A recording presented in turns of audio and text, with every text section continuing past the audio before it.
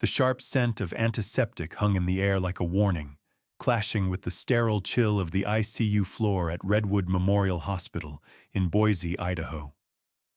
Fluorescent lights buzzed above, harsh and unwavering, casting long, clinical shadows down the hallway. Officer Natalie Pierce lay still behind the glass, pale and wired to machines that beeped rhythmically. Barely. Outside her room, Diesel, a 6-year-old German Shepherd and former K-9 explosives detection dog, stood frozen with tension. His body was taut, fur bristling, amber eyes fixed on the man in scrubs standing beside Natalie's hospital bed. Sergeant Reese Dalton gave the leash a cautious tug. "Easy, boy," he murmured, but Diesel didn't move. He didn't blink. Behind the glass, the new ICU physician, Dr. Ethan Moore, was adjusting the IV line, his hand steady, his expression unreadable. The moment his fingers touched the dial on Natalie's meds, Diesel let out a deep growl that rumbled from his chest like distant thunder. Reese glanced at the dog, then back to the scene. Something was off. Diesel had been trained for years to stay calm around chaos, to read scents and people better than any machine. He had worked airport security for nearly half a decade, sniffing out bombs and tracking down smugglers. He didn't growl for no reason, and this wasn't his usual alert. This was different, primal, protective. "I swear, if I didn't know better," Reese muttered, trailing off. The machines in Natalie's room suddenly beeped louder, heart rate dropping, oxygen levels dipping. A nurse rushed in and gasped as she noticed the change on the monitors. Dr. Moore stepped back, muttering something quickly, and moved toward the door. Diesel lunged.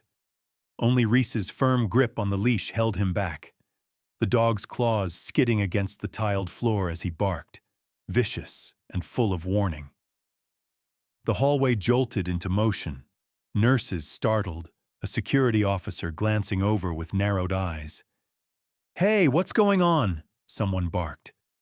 Diesel was snarling now, his body rigid, eyes locked on Moore like a laser. The doctor turned slightly, caught sight of the shepherd, and for a split second, his expression cracked. It was subtle, but unmistakable. Recognition. Then fear. He turned and walked, quick, too quick, toward the end of the hallway, where the elevator doors stood ready. Reese looked from Diesel to the retreating doctor, and his gut twisted. Diesel was already moving. "Diesel, wait!" Reese barked, but the leash slipped through his hand. The dog bolted down the corridor like a bullet, muscles propelling him with silent fury. Moore had nearly reached the elevator. His finger was hovering over the down button when Diesel launched, slamming into his side and sending them both sprawling to the floor. The elevator doors slid open behind them. Moore hit the tiles with a sharp grunt, scrambling backward. "Get this dog off me!" Diesel didn't bite, but he hovered over the man, growling low, ears flat against his skull. By the time security arrived, Reese was right behind them, chest heaving. "Get cuffs on him now," he ordered, pointing at Moore. The man hesitated. "I'm a doctor." "He's not," said a new voice. Dr. Helena Rowe, chief of ICU, had just stepped off the other elevator. Her eyes swept over the scene, then narrowed on Moore. "We don't have an Ethan Moore on staff. I've been running the ICU roster all week." Security hesitated only a second longer before pulling the man's arms behind his back and yanking a badge from his scrubs. Reese leaned in and read aloud. "Ryan Wells. St. Anne's Medical. That's halfway across the state." "Lost your way, doctor?" Helena asked coldly. Wells's mouth tightened, but he didn't speak. Diesel barked once, sharp and deliberate. His tail stood straight. He wasn't done. Back in the ICU, Natalie's vitals were stabilizing. The fourth bag had been swapped out, A toxicology screen was already underway. Dr. Rowe studied the results of an initial blood draw. Her jaw tightened. Neuromuscular inhibitor, she said. Not a standard sedative. More like paralysis. It was being delivered directly through her IV. Reese's skin went cold. So if Diesel hadn't, she would have slipped away. Helena finished quietly. No one would have known. Her vitals were already compromised. We would have called it post-operative failure. They stood in silence for a moment. Diesel pressed against the window, eyes still locked on Natalie's unmoving form. Reese looked down at the dog. "You knew, huh?" Diesel didn't answer. He didn't need to. That night, footage from the hospital security cameras was reviewed. One clip stood out. Wells, alias Moore, walking into Natalie's room, adjusting her IV, then sitting beside her for 10 minutes. Just watching. But the real kicker came from Reese's phone. A nurse had forwarded body cam footage recovered from Natalie's unit, the one she wore on patrol the night she was attacked. The footage was shaky, loud, full of airport clamor. But then it settled on one face in the crowd, blurry but identifiable. Wells. 2 weeks before he showed up at the hospital, he had been at the airport, near the cargo inspection area, close to where Natalie and Diesel had made a major bust. "That's no coincidence," Reese said, staring at the screen. Dr. Rowe folded her arms. "Then we're not dealing with a random impersonator." Reese looked down at Diesel again. Whatever Natalie stumbled onto, they followed her here to finish the job. Diesel gave a soft growl, low and knowing. And just like that, they all realized. The hunt wasn't over. It had only just begun. Diesel's paws patted softly down the sterile hallway of Redwood Memorial, every sense on high alert. The hum of fluorescent lights buzzed overhead. The echo of distant footsteps reverberated against the linoleum floor. But Diesel wasn't listening for sounds. He was listening for patterns. He had learned those long ago, in places the public didn't see. Military-grade training rooms, blacktop fields at dusk, and narrow corridors where fear settled in like dust. Back at the ICU, Officer Natalie Pierce lay unconscious, her body slowly stabilizing thanks to the swift intervention of Dr. Helena Rowe and Diesel's instinct. But the danger hadn't passed. Reese Dalton knew that much, and judging by the way Diesel's hackles kept rising, the shepherd knew it too. "You're not just reacting to adrenaline, are you, boy?" Reese muttered as he knelt beside Diesel outside the hospital's administrative suite. "You know something's still wrong." Diesel's ears twitched, then flattened. He turned abruptly, nose low, and padded toward a nearby nurse's cart. He sniffed once, then froze. Reese followed, crouching beside the cart. There, tucked beneath a tray of unused IV tubing, was a small sealed pouch. Inside, a syringe and a vial with no label, only a tiny black triangle printed on the cap. Reese's blood ran cold. "Helena," he called over his shoulder. Dr. Rowe emerged from her office, lab coat fluttering. She took one look at the pouch, her expression darkening. "Where did you find that?" Diesel sniffed it out. Helena took the pouch gingerly and held it up to the light. "This isn't ours. We use color-coded caps. Black triangle? I've never seen it before." She turned toward the toxicology lab down the hall, already dialing her phone. "I need a full panel run on this. Now cross-check with Natalie Pierce's blood work." Reese stood silently as she disappeared into the lab. Diesel sat at his side, tail twitching, body coiled like a spring. Then, his head turned toward Natalie's room.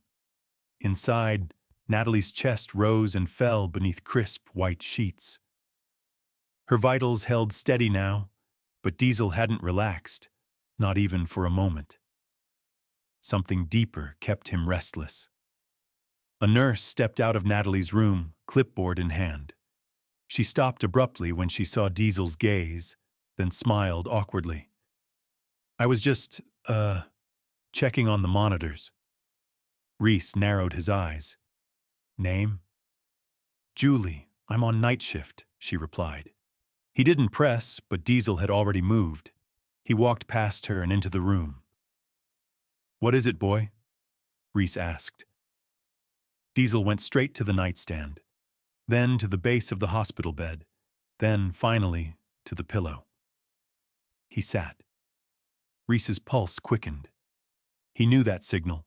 Target located. He lifted the pillow and found a small, matte black object sewn into the seam. A transmitter. They were still watching. Dr. Rowe rushed back in, face pale. "The vial Diesel found?" "Same compound we found in Natalie's blood. It's a synthetic neuroblocker, designed to suppress motor function without leaving typical sedative markers." Reese turned to her, holding the transmitter. "And someone planted this to monitor her in real time. This isn't about a cover-up. It's a cleanup." Helena's jaw clenched. "This isn't the first case, Reese. We've had 3 other patients in the past 6 months. Same wing, same odd deterioration, same unexplained sedative compounds. I didn't connect the dots until now." Reese nodded grimly. Natalie was investigating something bigger, and someone's trying to erase it, along with her. Diesel barked once, sharp and focused, then padded to the edge of the bed. His eyes locked onto the IV port. Reese knelt beside him, examining the line, and noticed a tiny scratch on the tubing. It wasn't standard. Someone had swapped out the tubing itself. "This is bigger than hospital staff," Reese murmured. "This is someone with military precision, someone who knows how to stay invisible." That was when Helena pulled up a file from Natalie's encrypted drive, recovered from her personal tablet. It contained fragments, emails, redacted documents, a list of patient names tied to terminal reactions, and one unassuming keyword repeated across notes. Redcliffe Biolabs. Reese stared at it. "That's a military contractor. They handle trauma research, field deployment drugs, and psychological conditioning," Helena finished. "They've been under audit twice for unethical trials." And Natalie was poking around them. They shared a long, weighted look. Just then, Diesel growled again. Footsteps approached from the elevator. A man in khakis and a hospital ID stepped out. Mid-30s, tall, unassuming. He walked briskly toward the records department. Helena frowned. "That's Zeke Harmon, one of our biomedical techs. Works nights." Diesel's body stiffened. He moved forward slowly, nostrils flaring. Then he barked twice.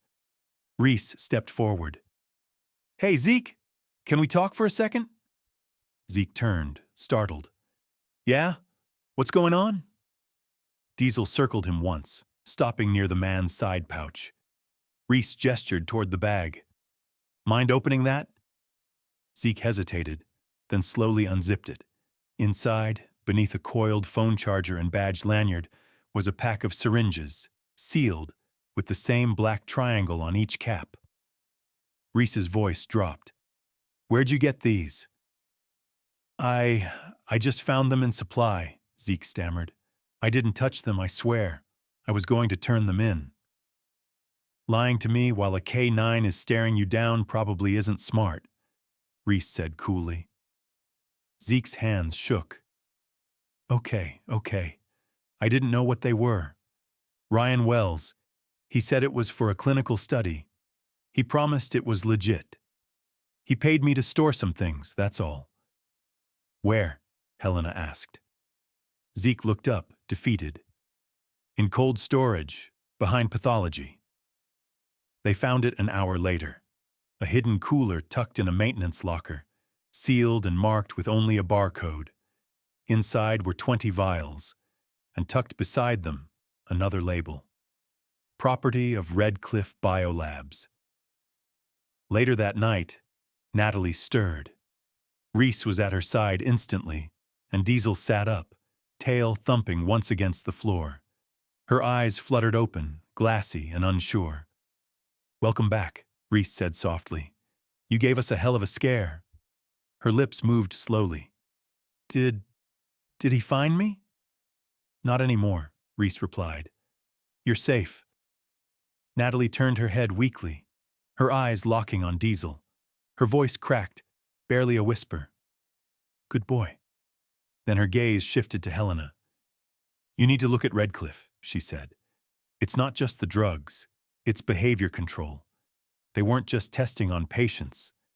They were testing on dogs." Diesel let out a quiet whine, then laid his head gently on Natalie's lap. He remembered too. And everything they'd survived was just the beginning. Diesel's ears twitched long before the hallway lights buzzed to life. Redwood Memorial had quieted for the night, but inside the secured records wing, there was movement. Officer Reese Dalton keyed open the double doors, flashlight in one hand, the German shepherd at his side. Natalie Pierce was resting, breathing, healing. But the war she'd uncovered was wide awake. "Smells like dust and mold," Reese muttered, scanning the rows of patient files.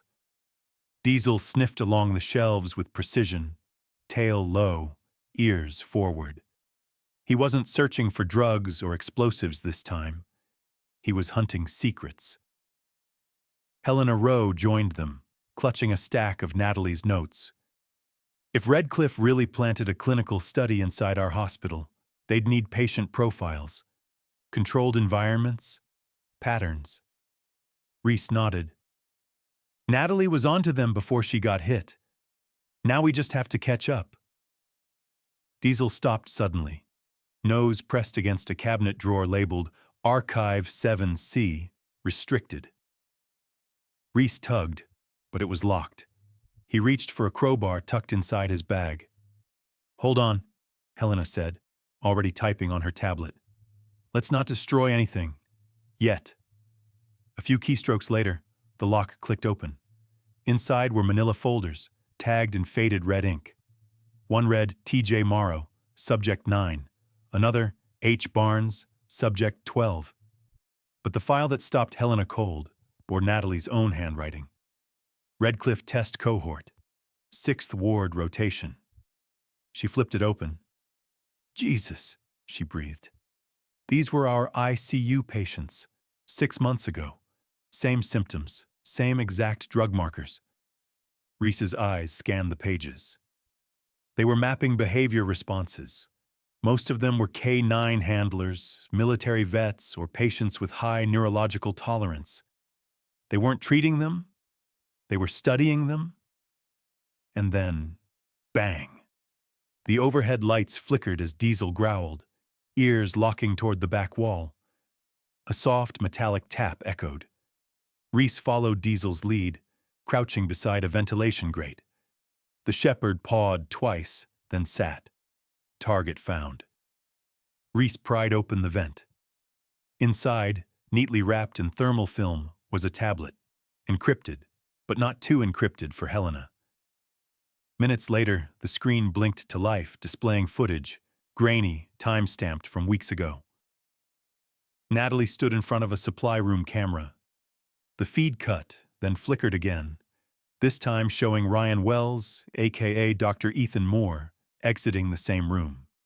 He wasn't wearing scrubs. He was in full Redcliffe tactical gear. But the final image was what froze them all. Diesel, chained, growling, eyes wild, inside what looked like a concrete holding bay. Helena whispered, "That's not this hospital." "No," Reese said grimly. "That's a military facility." When Natalie woke again later that night, Diesel was already by her side. "You were in my dream," she rasped. Same dream I've had for weeks.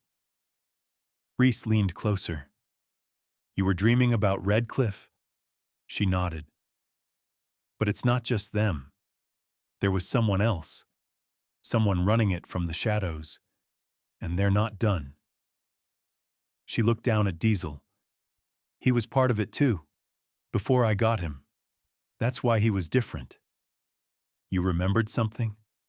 Helena asked gently. Natalie's brow furrowed. It was never about the synthetic drugs. They were just tools. What they're testing is obedience. Control at a neurological level. Diesel let out a low growl. Helena's phone buzzed. A message from the toxicology lab. Unidentified compound, traced to military R&D program.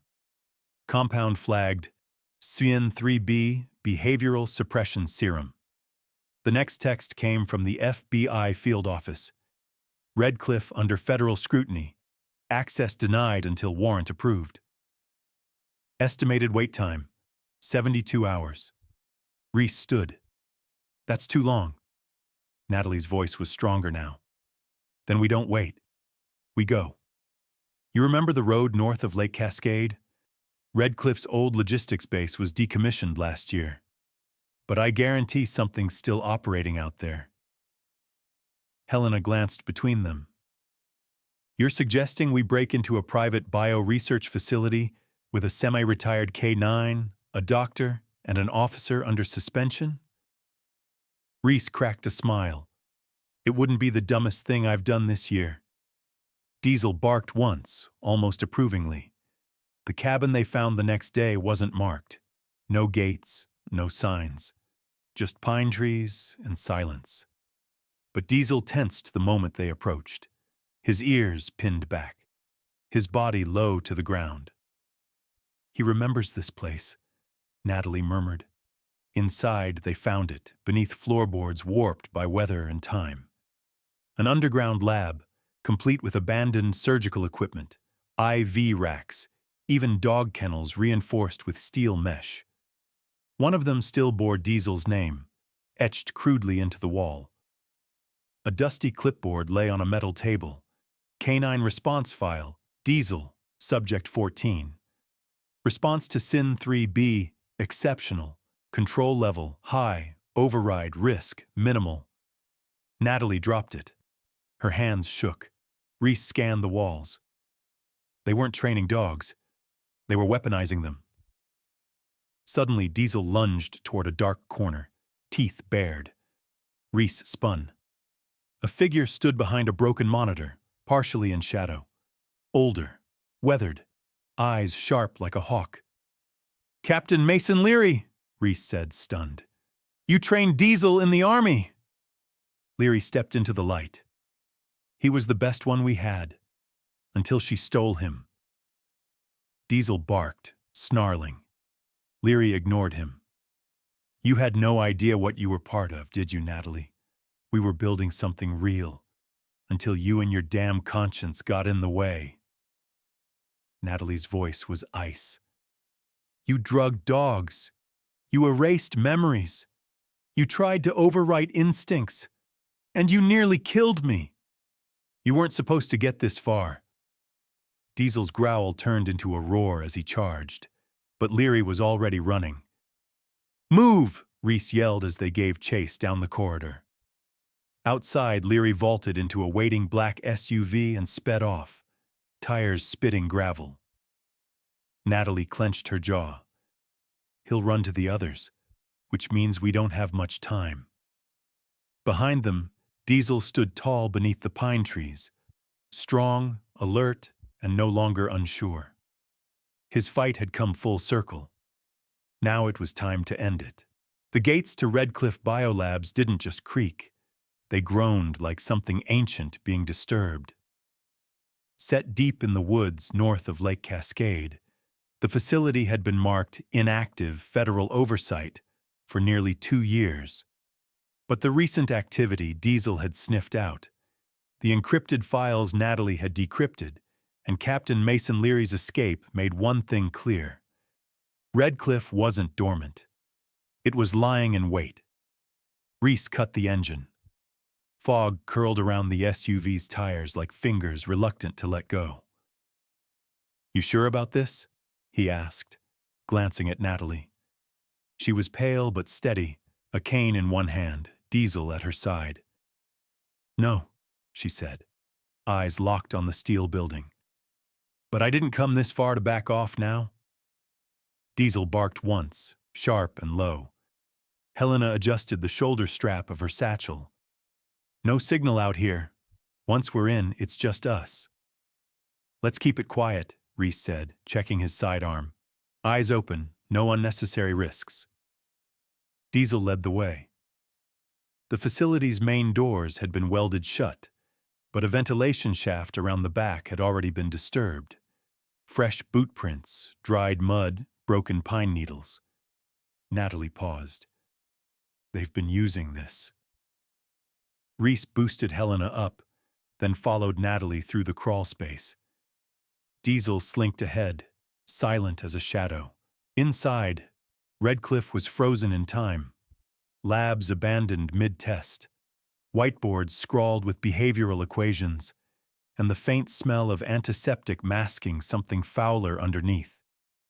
Diesel sniffed once, then growled. He padded down a corridor, turning sharply left. They followed him into a chamber lined with reinforced kennels. Each held thick chains, bite-marked bars, and small placards. K9 Unit DAXX, status, deceased K9 Unit KIRA, status, non-responsive K9 Unit DIESEL, status, transferred. Natalie's breath caught. This is where they tested them. Helena flipped through a binder on the wall-mounted clipboard. Doses, obedience levels, memory suppression. This wasn't training. It was programming. A monitor buzzed to life, triggered by movement. Footage played. Grainy, time-stamped from 3 years ago. Diesel, muzzled, trembling, was being restrained as a syringe pierced the scruff of his neck. The man administering the shot? Captain Mason Leary. Natalie turned away. Diesel growled softly, not at the screen, but at something else. Footsteps. A door slammed open down the hall. Voices echoed. Men in lab coats, 2 of them armed, patrolling the West Wing. One spoke into a radio. "We've got movement in Sector 3. Could be her." Reese motioned toward the emergency stairwell. "Back exit, now." But Natalie didn't move. "Number, they're here for evidence, for the last batch of test vials. If they clear this place, the government will have nothing left to prosecute." She looked at Diesel. "Can you find them?" He responded with a sharp bark, bolting ahead. They raced after him, weaving through service corridors until Diesel stopped outside a storage room. Reese yanked it open. Rows of vials, clear liquid, each marked with the chemical code SYN-3B. Natalie turned to Helena. "You still carrying that thermobox?" Helena nodded.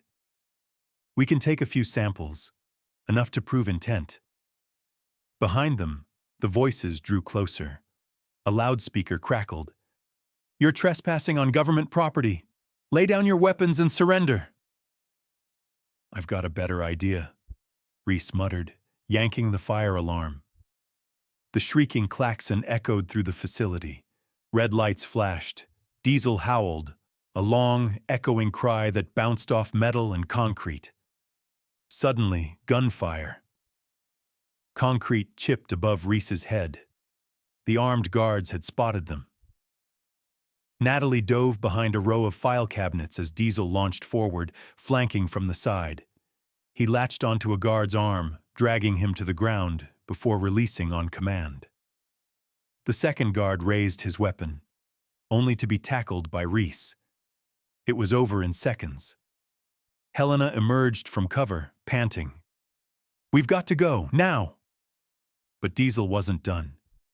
He stood frozen at the end of the hall, staring at a security door with a biometric lock. Then he pawed once at the base. Natalie approached slowly. What is it, boy? Reese checked the ID badge from the downed guard, swiped it. The lock disengaged. The room beyond wasn't a lab. It was a cell. In the center stood a single reinforced kennel, bolted to the floor. Inside, a dog, a German shepherd, emaciated, shivering, but alive. Diesel whined. The shepherd looked up, his eyes dull, fur mangled. But when he saw Diesel, his tail twitched once. Natalie knelt. How long have you been here, boy? Helena scanned the wall.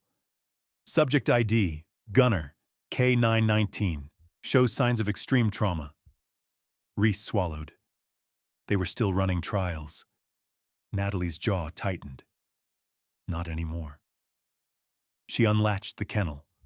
Gunner stepped out slowly, leaning against Diesel like an old comrade recognizing a fellow survivor. Behind them, sirens wailed in the distance. Reinforcements were coming, but for once, they weren't late. 3 hours later, with federal agents swarming Redcliffe, Natalie stood beneath the pines, watching Gunner rest beside Diesel near the SUV. Helena approached. We got word. Leary was intercepted 2 towns over. He's in custody. Reese joined them. The samples we pulled matched the compound from your blood work and from the ICU deaths. Natalie nodded. Then it's done. But Diesel looked up, ears twitching. Natalie followed his gaze toward the horizon. No, she whispered. It's only just begun. The courtroom was silent. Not the usual kind of silence, but the thick, waiting kind, like the pause before thunder. Diesel sat beside Natalie's chair, perfectly still.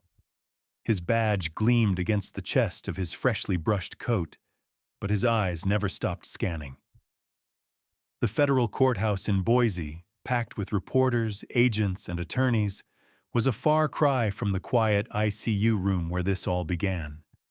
But to Diesel, the mission hadn't changed. Protect Natalie, no matter what.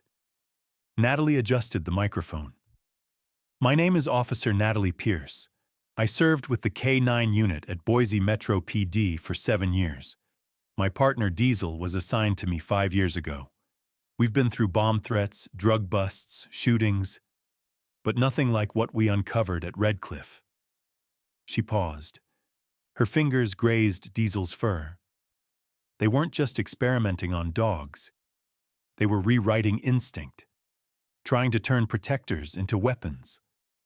In the gallery, Captain Mason Leary shifted in his seat, flanked by marshals. He still held that calm military bearing, even with the orange jumpsuit. But his eyes were cold. Natalie's voice didn't waver. I almost died because I got too close. Diesel saved me, more than once. On cue, Diesel let out a low huff, not a bark, just a breath, reminding the room he was there, not just as a prop, but as a witness. After court adjourned, reporters swarmed. Reese Dalton stood nearby, dressed in civilian clothes now, freshly resigned from the department. They're gonna want interviews, he muttered. Natalie shook her head. Let them want. We've got work to do. 2 months later, in the wide fields outside Sun Valley, Idaho, the training grounds of the Instinct First K9 rehabilitation program buzzed with energy. Diesel watched as a younger German shepherd barked at a dummy in riot gear, hesitated, then circled back for reassurance. Reese knelt beside the dog. That's Gunner. He still hesitates sometimes when there's shouting, but he's recovering fast. Natalie nodded, watching the dog. We all are. Behind them, Helena Rowe was going over logistics with the Department of Homeland Security representative. Her new role as State Director of Behavioral Animal Security had come with headaches, but also funding. Real change. Natalie leaned on the fence. You know what I remember most about that first night in the hospital? She said to Reese. He smirked. The exploding fire alarm or the fake doctor? She smiled faintly. Neither. It was Diesel. He didn't bark at first. He just stood there, staring at that ICU door like he was waiting for the world to catch up to what he already knew. Reese folded his arms. Dogs got better instincts than most people I've worked with. Across the field, a news van parked near the new visitor center. A ribbon-cutting ceremony was scheduled for noon, with Diesel listed as honorary co-founder. He didn't seem to care. He was too focused on the trainee shepherd now attempting the block-and-hold drill with a trainer playing an intruder. Diesel barked once, sharp and encouraging, then sat again. Natalie smirked. "You see that? He's coaching." Reese laughed, or critiquing. From behind them, a voice called out. Dr. Helena Rowe approached with a file folder. "Washington wants us to consult on a new airport protocol. K9 early warning integration, nationwide." Natalie whistled. "We've come a long way from chasing down fire alarms." Helena's smile faded. "You still get the nightmares?" Natalie looked out at the field. "Not every night, but when they come." Diesel's already awake. That evening, as the sun slipped behind the mountains, Natalie walked the perimeter trail beside the training facility. Diesel trotted alongside her. No leash, no commands, just presence. She stopped near the ridge. The wind carried the scent of pine, rain, and something cleaner. Hope. "They're saying the Redcliffe fallout might lead to congressional hearings," she said softly. "New regulations, oversight, watchdog units. It won't bring those dogs back, but maybe it'll stop the next round." Diesel leaned into her leg, warm and solid. She looked down at him. "You know, I used to think you were assigned to me. Just a name on a file, but you chose me, didn't you?" He wagged his tail once. Natalie crouched beside him. "I don't know what's coming. I don't know how deep all this still goes. But I know this. Whatever they throw at us next, we're ready." Diesel didn't answer with a bark. He simply stood tall, shoulder to shoulder with her, and looked out over the horizon. Later that night, inside the training center's modest office, a brass plaque was quietly mounted on the wall. For Diesel, who chose to fight. For Natalie, who chose to listen. For every shepherd who wasn't heard.